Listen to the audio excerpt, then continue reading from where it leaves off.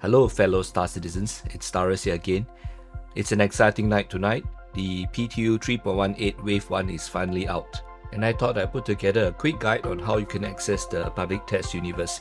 So if you go to your RSI My Account page, look towards the bottom left, you should see a public test universe option there. It might be grayed out for you right now, but please wait.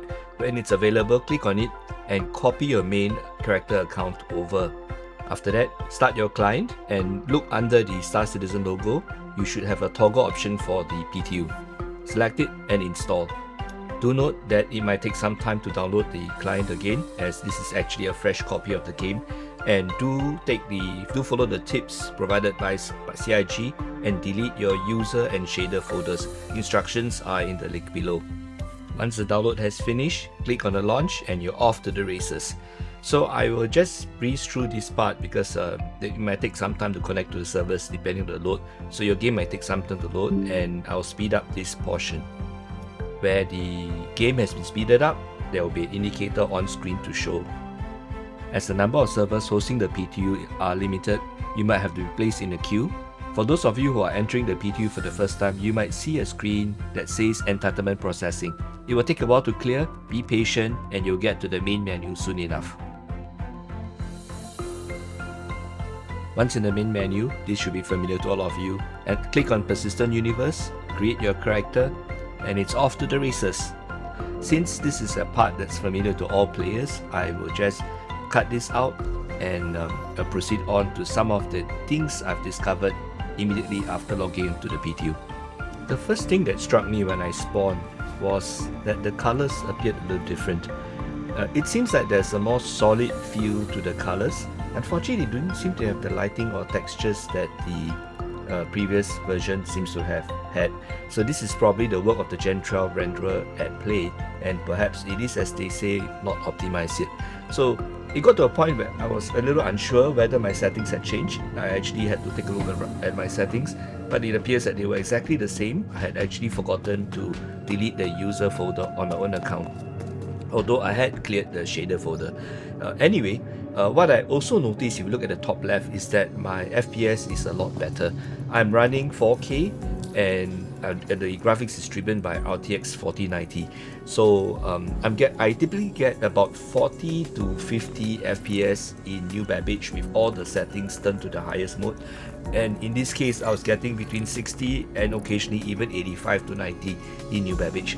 So the Gen 12 renderer is faster. I was checking out my contract manager for missions, especially those relating to the salvage gameplay loop. Unfortunately, there doesn't seem to be any. So I was just looking around at the racing gameplay loop that's been introduced in some of the new racing missions, and decided to take up one of them, which was the one over the Snake Pit over at Calliope. Beyond what appears to be high FPS, I also noticed that there was actually less stuttering in the graphics, especially when my in-game toon or avatar starts to move around. Typically there's a microsecond or two of lag, but not in this case. It's smooth as butter.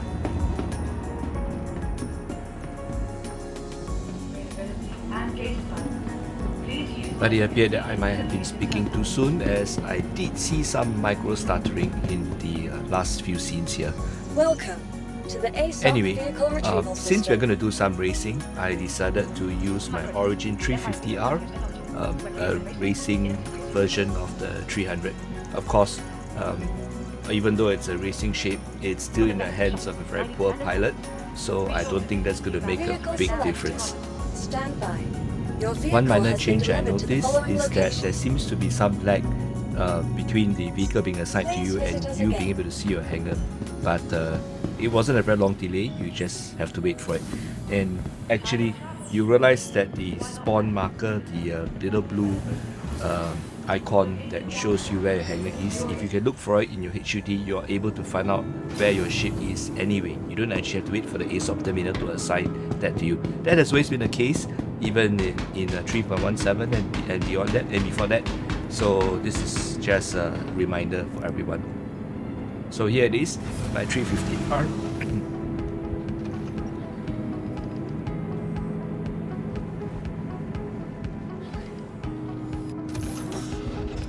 Also, if you notice the interaction button, in the past when you press F and mouse over something you can interact with, you get a circular icon. Now you get a different symbol.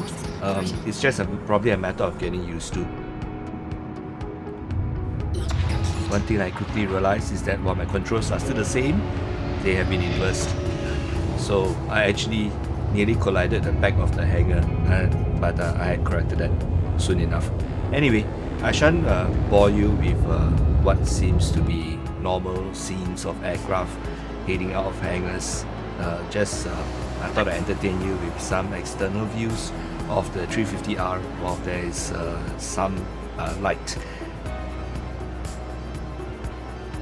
Just to note, in the current view, if you do hear a warning about your self-destruct deactivating, just ignore it for now. CIG is aware and they're working on it.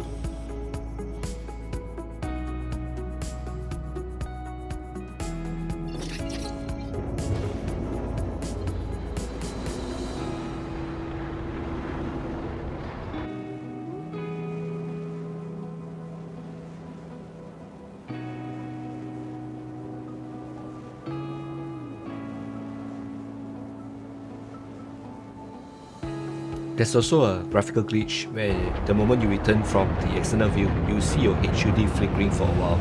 I will check in Spectrum if this is known. If not, I will also file a report.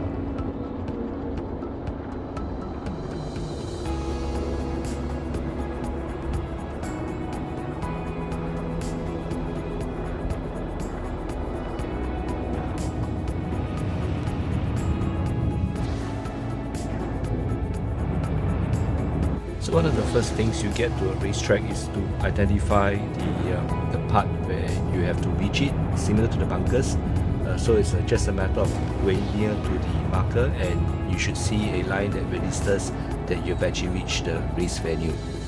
Next, you have to look for another starting icon on your HUD.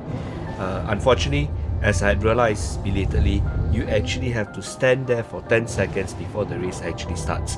Whereas for me, I thought it was just a matter of triggering it and then the race will start. But so in this case, I had to actually fly back to the starting point, wait for the 10 seconds countdown timer, and then the race started. Once started, you rush to your first checkpoint, which is indicated in the HUD, and continue on to the next one. I think there are 18 checkpoints that you have to clear within a certain set time to qualify for the races, at least in this case for the snake pit. So it's just a matter of trying to see how fast you can get from each checkpoint to another.